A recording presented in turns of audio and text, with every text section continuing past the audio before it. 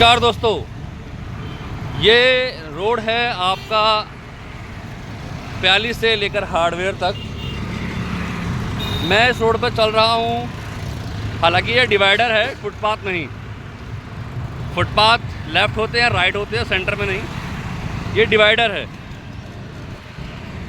मैं ये आपको इसलिए दिखा रहा हूँ कि जहाँ अभी कुछ दिनों से हम ग्लोबल वार्मिंग से परेशान है, पेड़ पौधों से परेशान है कि पेड़ों की कटाई हो रही है, वहीं जहाँ डिवाइडर के बीच में जो हमने टाइलें लगाई हैं, अब समझना, देखने में तो बहुत खूबसूरत हैं, मगर इसका नुकसान मैं आपको बताता हूँ। अगर ये डिवाइडर के बीच में हम अगर पौधे लगाते, समझना, हालांकि लगाने की कोशिश करी गई है, पीछे भी देखा था, ये भी सूख चुका है, आगे भी सूख चुके हैं। अगर इस डिवाइडर के बीचों बीच अच्छी खासी हरियाली, जैसे दिल्ली के अंदर आप देखेंगे डिवाइडरों में क्या हरियाली होती है, या हाईवे पर आप देखेंगे जो बीच में पौधों को लगा के अच्छी वाली हरियाली करी जा सकती है, तो वो यहाँ हो सकती थी, जो देखने में भी काफ़ी सुंदर होती और प्रकृति के लिए भी अच्छी होती।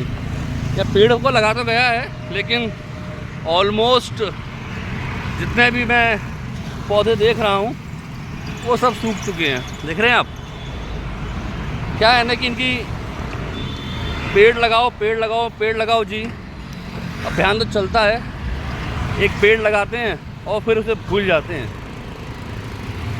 याद रखना कि जब बच्चा पैदा होता है ना, तो उस बच्चे को पैदा होने के बाद दूध भी पिलाना होता है, देखभाल भी करनी होती है, दवाई गोली पोषण भी करना होता है। केवल नाम के लिए पौधा लगा देने से पौधा नहीं उग जाता। पौधे का संरक्षण बहुत ज़रूरी है, देखभाल बहुत ज़रूरी है। वो देखभाल किसकी ज़िम्मेदारी है? अगर इस डिवाइडर के बीचों बीच पौधों का एक अच्छा वाला वो लगा होता, कितना सुंदर होता। पर क्या है ना कि हमको कंक्रीट समझ आता है, हम आम लोगों को कंक्रीट समझ आता है। आपको देख रहे होंगे जितने भी मैंने आपको अभी तक दिखाए हैं, लगभग सभी सूखे हैं। उनमें मुश्किल से ये एक बरगद का पेड़ मुझे दिखाई दिया और ये एक नीम का पेड़ दिखाई दिया, जो अभी बचा हुआ है। अब क्यों बचा हुआ है ये भी पता नहीं, लेकिन ये कंक्रीट मुझे समझ नहीं आया, ये टाइलें मुझे समझ नहीं आई।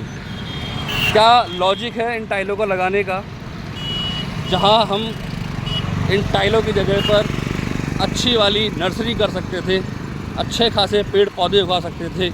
क्योंकि ये फुटपाथ तो है नहीं कि जिस पर लोग चले।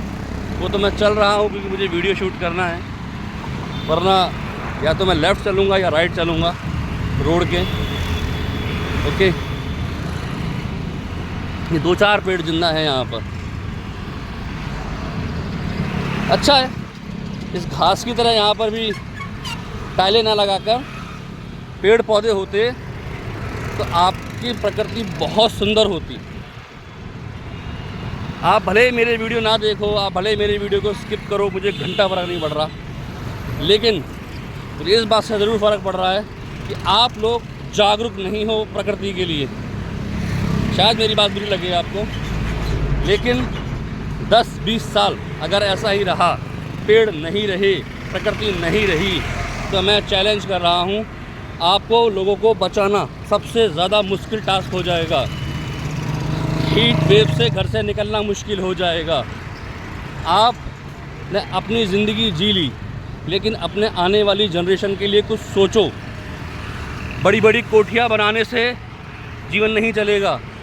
जब तक हमारे पास खाने का पीने का रिसोर्स नहीं होगा, हम बर्बाद हो जाएंगे।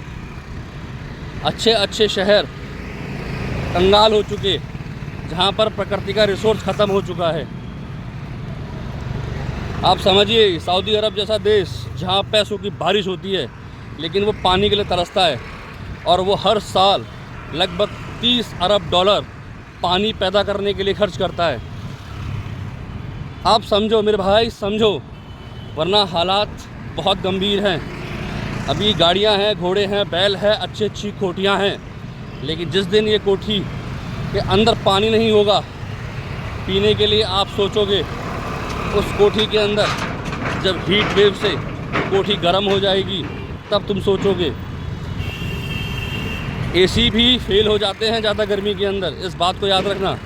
एसी भी अपने टेम्परेचर को मेंटेन रखते हैं कि मिनिमम टेम्परेचर पे वही चलता है, क्योंकि ज़्यादा टेम्परेचर पे भी एसी ख़राब हो जाते हैं, फट जाते हैं। Please please I request to you all, पेड़ बचाओ, पेड़ बचाओ, प्रकृति को बचाओ, वरना सब खतरे में हैं।